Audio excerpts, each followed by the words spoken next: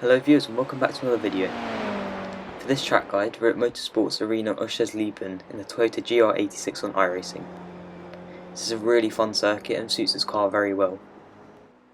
For this guide I'm using the fixed setup found in the iRacing portion of the garage. This is the same setup that's used in the Toyota GR86 Cup series on iRacing. Before we get into the guide I'd like to thank you all for hitting 500 subscribers. With that said, let's get straight on with the guide.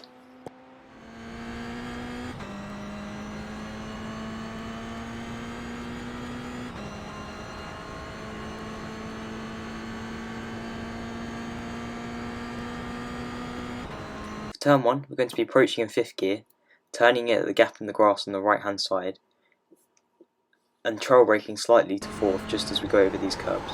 We can cut all of the curbs on the inside, and then as soon as we drop back down, we're going to be braking straight away again down to 2nd gear for this tight turn 2.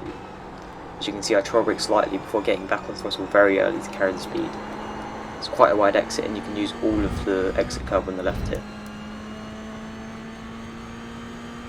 Here we're going to be braking from 3rd gear to 2nd, just as the grass ends on the right hand side. We're going to be carrying a lot of speed into the corner and then cutting back for a later apex. As you can see trail braking quite far into the corner and getting back to full throttle early, making sure we make use of the run-up area to get a better exit. Next we have a set of left-handers that's very easy to understeer on.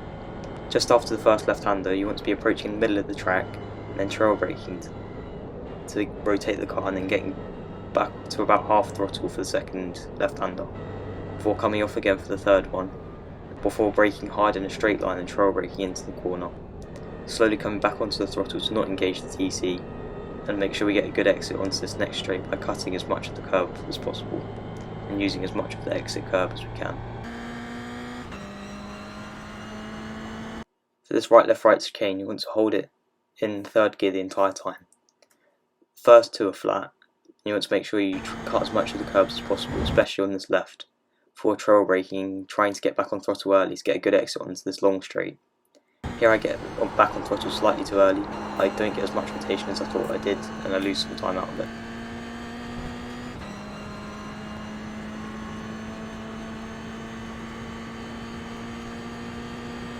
Here we have another right left chicane.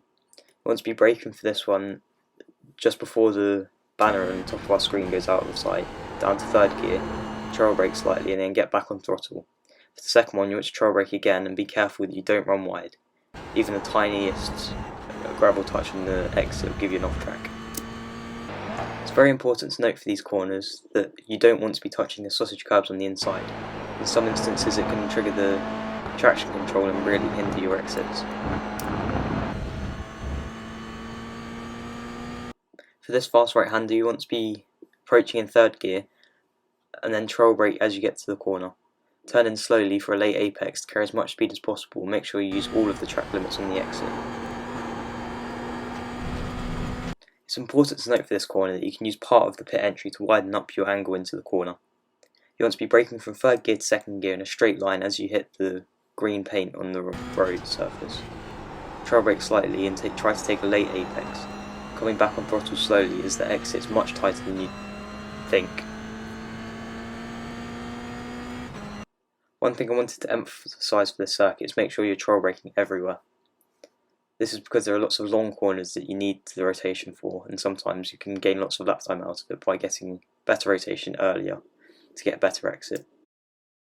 Trail braking is when you leave 5 to 10% brake on as you turn in, keeping the weight on the front tyres and giving you better turning.